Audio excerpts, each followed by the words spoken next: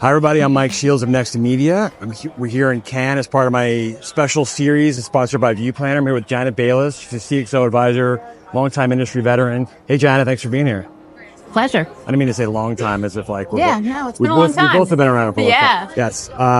So I want to ask you about sort of a macro picture. The ad business right now, if you look at the latest forecast, things look really good. Like the spending is going up, but it's definitely not being applied evenly. Like, there are sectors that are really roaring, and then there's others that are, soft or not growing at the rate they probably would like to.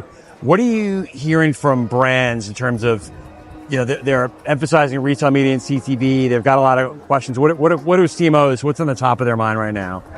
Well, I think CMOs are focused on the same things that they've always been focused on, which is they need to drive growth and they need to do it effectively and efficiently. But I think that what they're really focused on is the fact that the definitions that they used before don't really work anymore. And so they're focused on things that are super accountable.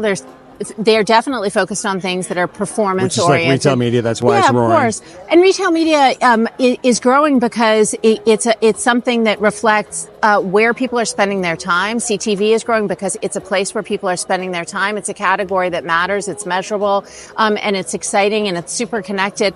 I think one of the things though that we have to always look at is the consumer leads and business models follow. Yeah. I don't think these are decisions people make in boardrooms just abstracted from human behavior. Right.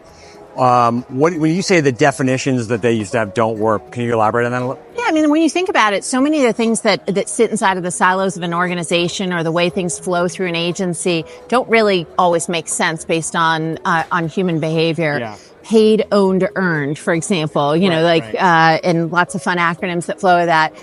Owned may sit inside of the technology organization, inside of a marketer's team. And then you might look at where the paid flows, and that might be a separate team. And then you take something like retail media. Where does that sit? Shopper marketing, all those things. It was a very trade-oriented thing. And now it's trade, promo spend, all those things. Yeah. Where do they sit? They need to all connect. Yeah. They're all accountable, and you don't want to spend the same dollar twice. You want it all to... keep hearing the same thing with on the video side. Totally. Is it social or TV or something else? And that's perhaps inhibiting growth or slowing down decision-making that should be reflecting the way consumers are actually behaving now. Yeah, you want the dollars to move fluidly with where the human attention is moving and where things are going to actually drive growth. On that note, one of the things that's come up a lot here, obviously there's a lot of conversation about AI. It seems like there's a lot. If you hear CMOs, they're almost saying if we're going to use this right, we really have to almost blow up the whole org chart, or not get rid of everybody, but just restructure dramatically. And that's not going to be easy. I wonder if you're hearing the same kind of chatter. 100%, and it goes beyond marketing. So if you're actually going to use data and AI intelligently, what you want to do is connect all your data across the commercial agenda, so that you're looking at things like marketing, RGM, supply chain, R&D. Right. You want to connect all those decisions because everything's a variable that can be optimized. And the more you understand about how all those things relate, price, promotion, how you're distributing your product, the more you can make intelligent decisions. So when you really think about it, all of those silos just stand in the way and create friction between you and the future. Right. So that's why I think you're hearing that from a lot of those executives, is it starts to really challenge.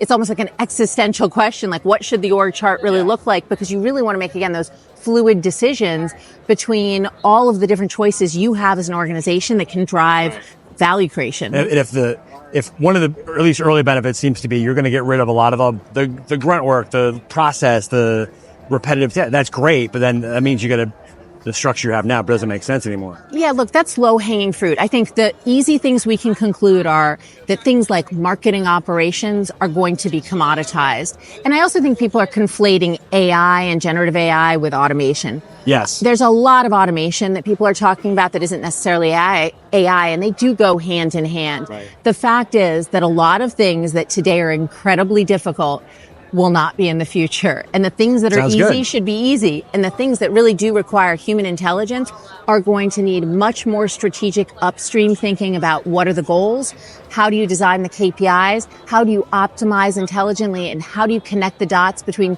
really complicated decisions across silos of the organization to really make sure that you're making the right trade-offs between the short and the long term across the product portfolio and make sure you're driving value creation. Do you think the thing that no one wants to talk about is does that sounds like fewer people or smaller marketing organizations? Do you think that's where we're headed, or is it just going to be really different? I think that the people who should be worried are the ones who aren't leaning into AI. I don't think AI necessarily gets rid of people. I think people who aren't appreciating the value of AI probably become less relevant. Right. But I don't think it's definitely not a job for job thing or AI for job thing in the same way that automation wasn't. When you look at it, you can't replace the whole human. Now, over time, when you get to the entire operating model shifting, can you run an entire organization with fewer people over the long term? Probably. Right. Yeah, that makes sense. Yeah, the analogy is often, we thought programmatic was going to get rid of salespeople and everything, and then there's a whole industry of people that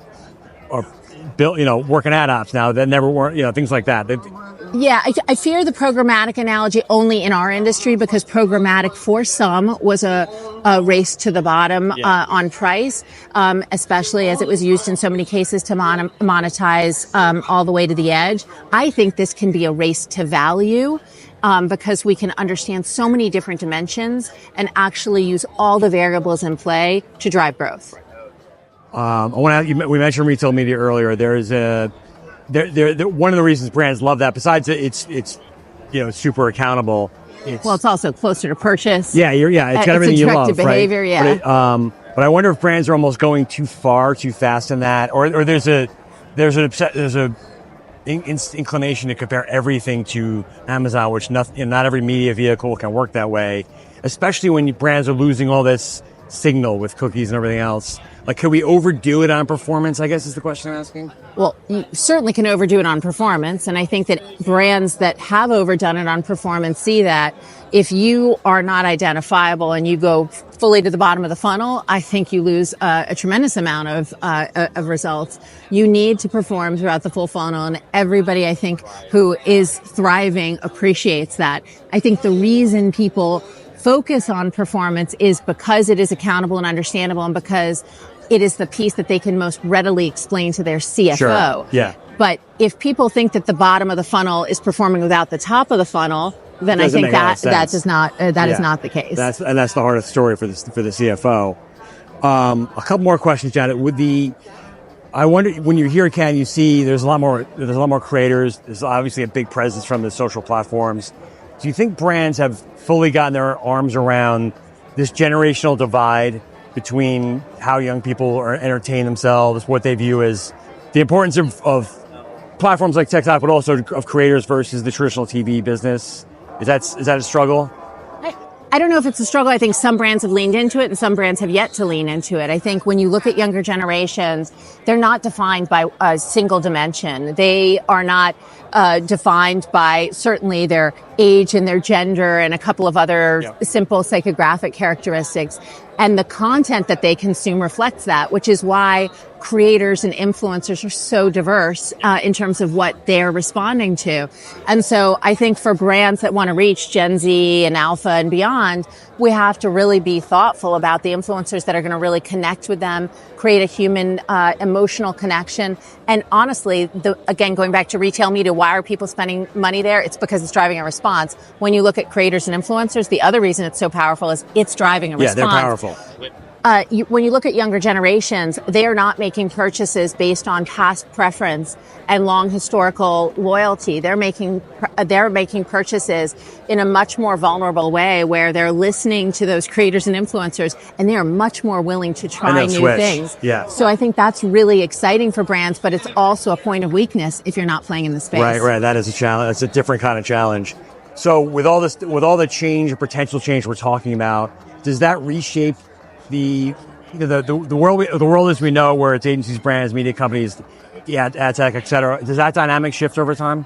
Oh, it has to shift dramatically. And I actually think if I look up and down the closet, one of the most interesting things that's happening here is there's still a lot of people doing transactions. They're selling to each other. Yep. And I think that's going to change a tremendous amount. If you think about it, most of the things that can be automated will be automated. And if that's the case... Do you need all these intermediaries? Do you need all these... Well, a lot of things are going to get disintermediated. And a lot more capability has been created by media companies, by agencies, and by marketers themselves, which means those algorithms actually need to work together. If those algorithms need to work together, they need to be coordinated as an ecosystem. And the only arbiter of truth is what is the marketer's goal. If that's the case, we need to think much more holistically from their perspective, and we must partner and wire everything together. The tech stack, the marketers, the capabilities, the media companies and the agencies, and it can't be a one-to-one transaction of everything they purchase. That's really different than the way things have operated for a while. And that's going to be very different than where we are today. Big change there. Lastly, we're here at Cannes. What are you been hearing about that is either interesting, exciting, maybe something that tells us about what the rest of the year looks like? I think the thing that I see here is just a tremendous amount of energy. I think that the AI thing, it's sort of floating underneath the surface here, and I think we have to avoid it becoming buzzword bingo, where we're just using it gratuitously and not really embracing it. I think right now my biggest concern is it's not just about these micro use cases of content creation or operational productivity. We have to think much more holistically, and it goes back to what you were talking about before, which is this transforms the entire industry. It transforms entire sectors, and we have to think much more big picture. The parties here are awesome, but after we reflect and on all of this, there's a lot of very big picture thinking, and I'm not sure the shape of the kinds of people who will be here, 5-10 years from now, will look quite the same. I mean, we can still party here, but I think the shapes of a lot of sectors and industries are going to look quite different because of all the dynamics we've been talking about here. As long as we can still party. Oh, we can always party. Right. That's a given. All right. Sounds good. Thank you so much, Janet. Pleasure. Awesome conversation. Great to see you.